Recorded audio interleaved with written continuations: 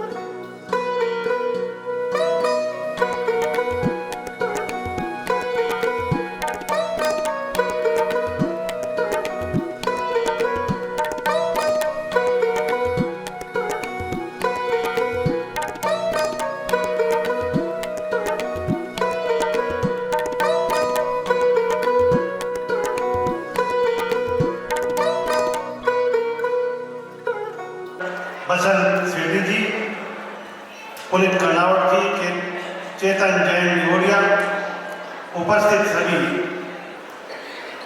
समाज के जैन समाज के पदाधिकारीगण, बहन और भाइयों, जयपुर की इस पुण्य भूमि पर आज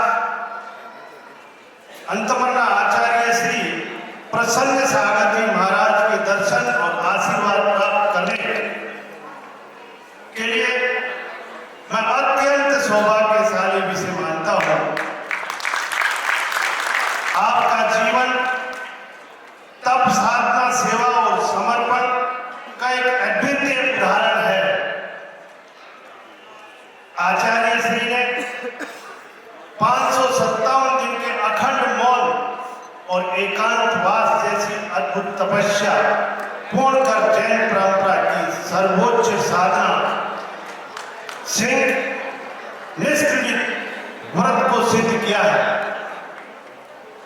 अपने संत जीवन में 1,30,000 किलोमीटर की अहिंसा संस्कार पदयात्रा के माध्यम से आपने आपने शिक्षा, स्वास्थ्य, पर्यावरण, गौ सेवा और नैतिक जागरण के क्षेत्रों में समाज को नई दिशा देने का काम किया। हर मास एक उपवास जैसा ये लोक मंगलकारी प्रकल्प आचार्य श्री की प्रेरणा से आत्म संयम, साधना और योग का संदेश लेकर समाज में जागृति फैला रहा। ये केवल उपवास नहीं बल्कि तन, मन और आत्मा की शुद्धि का एक अभियान है जो व्यक्ति को भीतर से सशक्त और समाज को संस्कारित करता है। गुरुदेव के चरणों में नमोस्तु करते हुए मैं ये निवेदन करता हूं कि आप जयपुर से चातुर्मास करने की भी कृपा करें ताकि ये शहर आपकी साधना और आशीर्वाद से अलौकिक हो सके। मुझे विश्वास है कि हर मास एक उपवास के इस पवित्र संकल्प से समाज में संयम, स्वास्थ्य और आत्मबल की नई चेतना प्रफुल्लित होगी। खासतौर से आज की सदी में जहाँ बहुत सारे डिस्ट्रैक्शंस हैं जीवन के अंदर, वहाँ सही मार्गदर्शन प्रसन्न सागर महाराज के यहाँ उपस्थिति से हो रहा है। उनके मौन से भी हो रहा है, उनके जीवन भी एक अपने आप में एक संदेश है। और जैन धर्म ऐसा है जो कर्म से धर्म की पालना होती है, और कर्म भी ऐसा जो संयम में जिएं, जो साधना से जिएं, जो सादगी से जिएं, और अहिंसा, ऐसी जो वाणी में भी अहिंसा हो, कर्म में भी अहिंसा हो। तो अपने आप में इससे बड़ा संदेश और क्या हो सकता है दुनिया के लिए।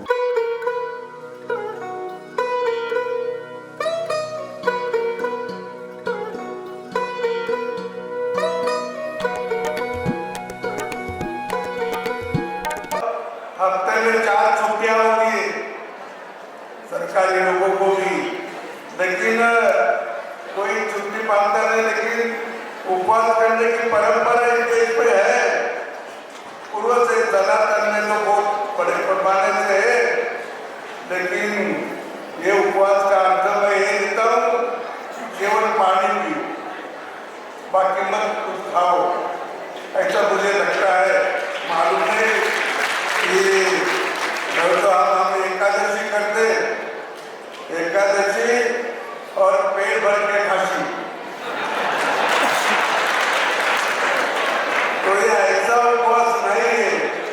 ये केवल पानी पीना और रहना, वो इसके लिए कि अनाज बचाने के लिए नहीं, अनाज बचाने के लिए नहीं।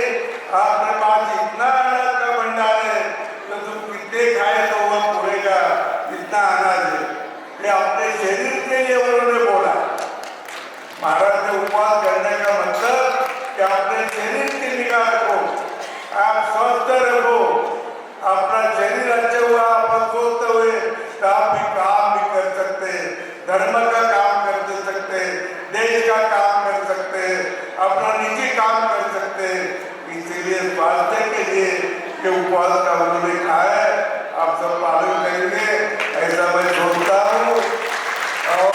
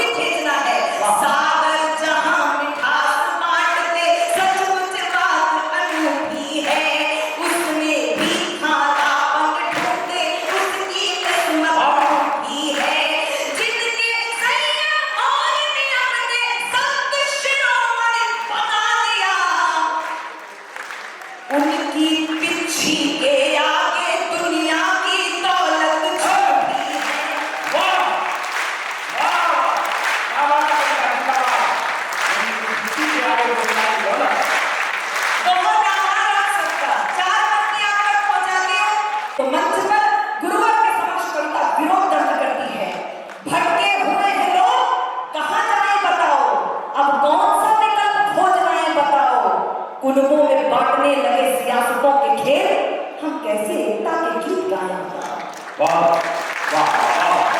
आपकी ये कमजोर तालियां, मुझे नहीं पता कि आप किसके समर्थन में बैठे हैं, लेकिन मैं ये कहना चाहती हूँ कि इस देश में -40 अंक के साथ अगर कोई नीट क्वालिफाई कर रहा है तो ये समाज बन नहीं रहा है, देश बिगड़ रहा है। मेरी बात से सहमत हो तो बताइए जोरदार उठाइए। देश की समृद्धि सुख शांति के लिए, भटकन भावना की भ्रांति के लिए परिदृश्य देख के तैयारी कर ले, परिदृश्य देख के तैयारी कर ले, आने वाली किसी नई क्रांति के लिए पैदा हर सांस में लगन कर ले, शीतल कलेजे की अगन कर ले, माँ के लिए जीवन हवन कर ले, जन्नत से बढ़ के नमन कर ले। जय हिंद वंदे मातरम, जय हिंद वंदे मातरम।